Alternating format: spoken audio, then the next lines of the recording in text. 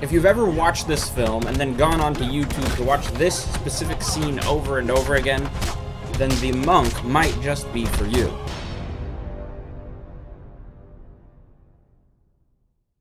Hey fellow Game Masters, I'm Richard Quiner, and welcome back to the RPG Daily, your daily dose of all things tabletop role-playing games, helping you to build your world and master your game. And today we kick off the series about the Dungeons & Dragons 5th edition Monk class. Yeah, this was requested by someone a while ago. I'm getting around to it now. We got a lot of stuff to go through because the Monk is an interesting class. It has a lot of features, and some may say it's a little overpowered. Of course, as you watch this video, I want you to let me know in the comments below what you think of the Monk class. If you would try this, if it even piques your interest, let me know. That would be great.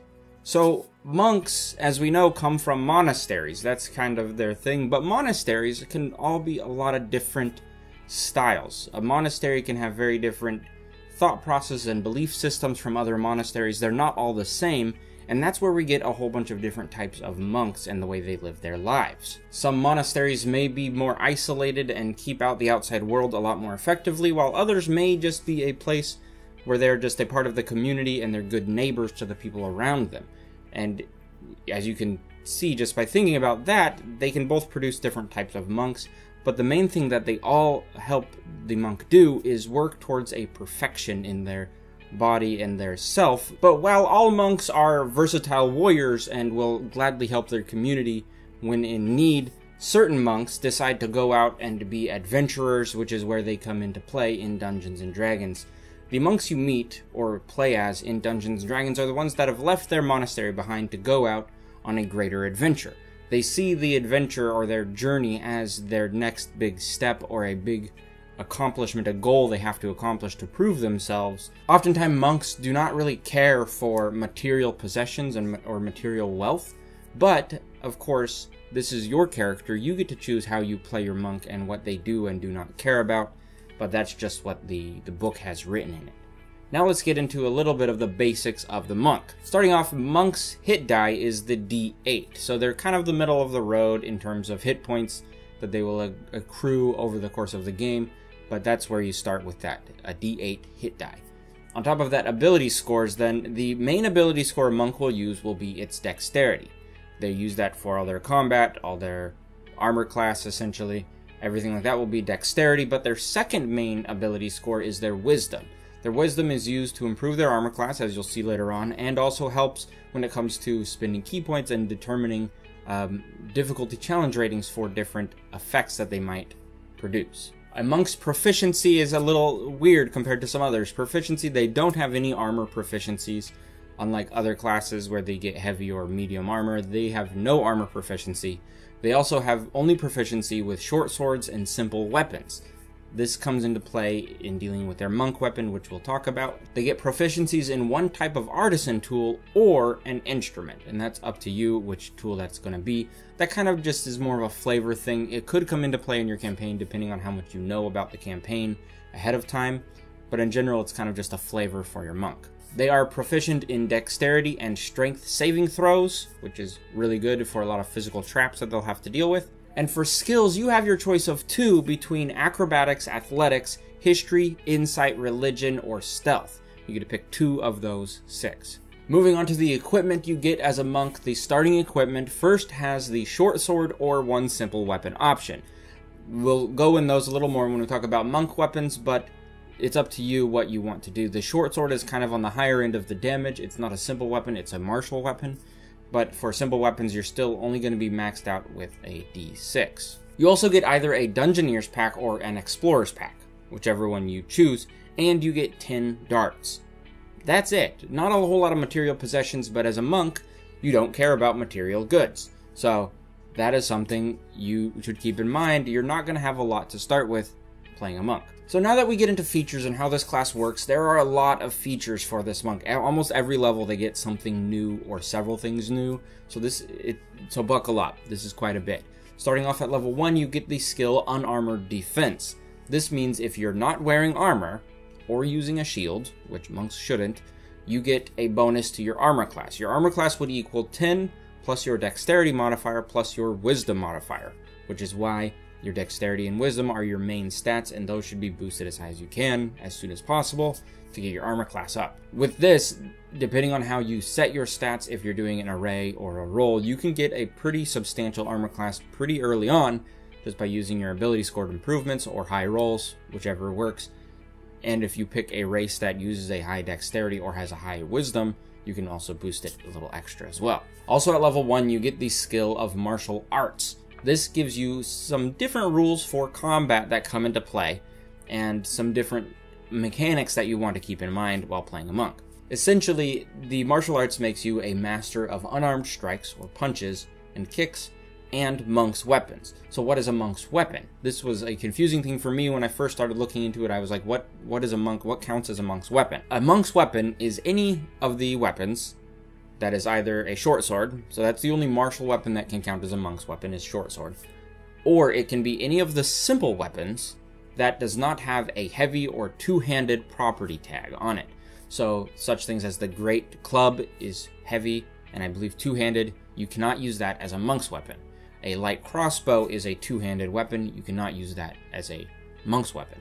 That sort of thing is how that restricts what counts as a monk's weapon. So when you have a monk's weapon, so either a short sword or one of the simple weapons following that rule set, and you're not wearing armor, you get a couple bonuses to your combat skills. The first one is your dexterity replaces strength in all of your attacks and damage rolls. So this means if you're using a weapon, even if it does not have the finesse property normally, which normally allows you to use a dexterity roll instead of strength. If you're a monk and you're using a monk's weapon, if you're using a short sword, which normally uses strength, instead you can use dexterity for your attack and damage rolls. You're fast, you're not strong necessarily. The next thing is your damage die actually increases as you level up. At level 1, your monk weapon damage die, which is an alternative, so we'll get into this. At level 1, your monk damage die is a 1d4. At level 5, that is increased to a d6. At level 11, it increases to a d8, and at level 17, it increases to a d10. So the damage gets higher the higher level you go. This damage applies to unarmed attacks and attacks with monk weapons. So for an example, if you choose your monk weapon is a dagger, its base attack is already a d4. But as you level up by level 5, that base attack damage will be a d6. At level 11, that will be a d8, and level 17, a d10, even if you're using the same weapon. The same goes with your fists. If you're doing unarmed attacks, the damage will increase as you level up. This is a little confusing and odd at the very beginning because you have a short sword, or you can get a staff, which deals a d6 damage right away, which is why a lot of players begin their monk journey using a weapon, because it just gives you a little more chance at damage. So if you have a short sword or any other weapon that has a d6 right off the bat, you don't have to do the monk damage roll. But at higher levels, when you hit level 5 or level 11, your damage can still increase to a d8 at level 11 and a d10 at level 17. I hope that's kind of understandable. It just use whatever's the highest number you can basically for your damage. And of course this monk damage die always applies to your unarmed attacks, which come into play in this next bonus you get is when you use your action to make an attack action. You can then use your bonus action, if you want, to make one unarmed attack. That's just right off the bat something you get. So you essentially get an attack and a half as a monk early on at level 1. At level 2, you get kind of the bread and butter of the monk class, and that is called ki. It is the energy that flows within the monk's body, and they are able to harness that to create powerful effects in their attacks or in their combat situation to be a little more effective. How ki works is you have a pool of ki points. At the beginning, it is 2, and as you level up, you gain 1 for every level you get. So by the time you're level 20, you will have 20 ki points, and at level 2, you have 2 ki points. That's how that works. It's a pool of points that you can then spend to create certain effects. When you spend the ki point, it is spent until you finish a short or a long rest. So it's pretty good. All you really need to do is take a short rest and you regain your ki points and you go back to using them again. At the start, you only have 3 options of effects you can create with your ki points, but as you get higher levels and in other subclasses for the monk, you get other effects that you can also bring into this. So the first ki point effects that you get are, first off, is Flurry of Blows. This means that after you make an attack action, you can spend 1 ki point to use your bonus action to make 2 unarmed attacks. It's kind of a pummel punch kind of situation. Next up, you have Patient Defense, which means you can spend a ki point to to take the dodge action, and instead of costing 1 action to take the dodge action, it only takes a bonus action. So you can actually attack someone, then spend a key point and dodge, which comes into play if you get attacked on the next round. And the next up, and the last one, is Dash of the Wind, which means you can spend 1 key point to take the disengage or dash action as a bonus action on your turn. Also, it increases your jump distance by double. So if you can jump 10 feet, now you can jump 20, essentially. Sometimes the key will create an effect that requires a saving throw from your target. If this is the case, the number they have to beat is equal to 8 plus your wisdom modifier plus your proficiency bonus. Next up, also at level 2, you get unarmored movement, which means if you're not wearing armor or using a shield, your movement speed is increased. How much is it increased by? Well, there's a whole chart actually of how much it's increased, but essentially at level 2 it increases by 10 feet, and at level 18 you get an extra 30 feet of movement speed. That's just from not wearing armor or carrying a shield. At level 3 you get to pick your monastic tradition. The monastic tradition is the subclass of the monk. It's similar to the cleric domain, the artificer specialist, or the, what was the other one I did? Or the barbarian path. The monk subclass gives you other features at levels 3, 6, 11, and 17. Moving on, also at level 3, you get the ability to deflect missiles, and this is exactly what it sounds like. You can actually knock away missile attacks, ranged attacks at you, depending on the attack. When someone makes a ranged attack against you, you can use your reaction to attempt to knock away or catch the missile, the ammunition. So if it's a bow, they're going to shoot an arrow. If it's crossbow, they're shooting a bolt. If they throw a dart, if they throw a javelin, you can try to knock it away or catch it. How you do that is after you use your reaction, you roll 1d10, then you add your dexterity modifier and your monk level. You subtract that number from the damage that the attack would have dealt to you, and if you are able to reduce that incoming damage to 0, then you've caught the item. If not, you've kind of deflected it. You take a little bit of damage, but not as much as you would have. If you catch the object, the arrow or the dart or the throwing star, whatever it may be, you can then continue your reaction to throw it back. This would cost you 1 key point, but you can spend that to make a ranged weapon attack with that item using its stats. And it's all part of the same reaction, so you don't have to use a separate reaction because you only get 1 per round. At level 4, you get the ability score improvement, which is you can increase 1 ability score by 2 points or 2 ability scores by 1 point, or you can take a feat if your dungeon master is allowing you to use feats. This ability score improvement comes up again at levels 8, 12, 16, and 19. So you have a lot of chances to improve your character's ability scores. Also at level 4, you get the ability Slow Fall, which means you can reduce the damage as you're falling to the ground from any height. The damage reduction is your monk level times 5. You subtract that number from the damage you would receive from the fall, and that is how much damage you take. This is really good when you're falling from low heights, because at certain levels, let's say you're a monk level 5, that means you can reduce damage by 25 by using Slow Fall. If you fall off of, say, a 30-foot wall, the maximum damage for that would be 18 because it's 3d6, 1d6 per 10 feet. You would be able to essentially nullify all the damage and land softly on your feet with Slow Fall. Continuing on, at level 5, you get an extra attack, which means when you make an attack action, as an action, you can get an extra attack in that action with it. So you attack twice instead of once when you make an attack action. Also at level 5, you get the Stunning Strike ability, which is a key ability. When you hit a target with a melee attack, you can spend 1 key point to attempt to stun them.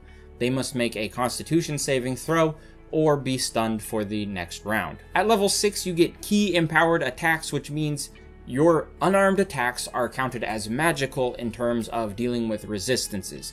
Some creatures have resistance or immunities to non-magical attacks. This just means your fists are magic. It's kind of like Iron Fist.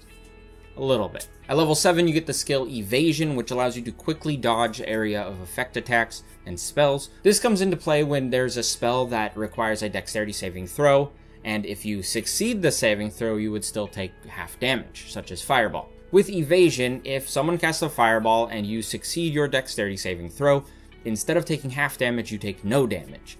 And if you fail your dexterity saving throw, instead of taking full damage, you only take half damage. So this gives you a lot more survivability against those area of effect spells by making you quickly jump out of the way. At level 7, you get Stillness of Mind, which is an ability that allows you to use your action to end an effect that might have you charmed or frightened. It just kind of allows you to center yourself and get rid of that bad juju.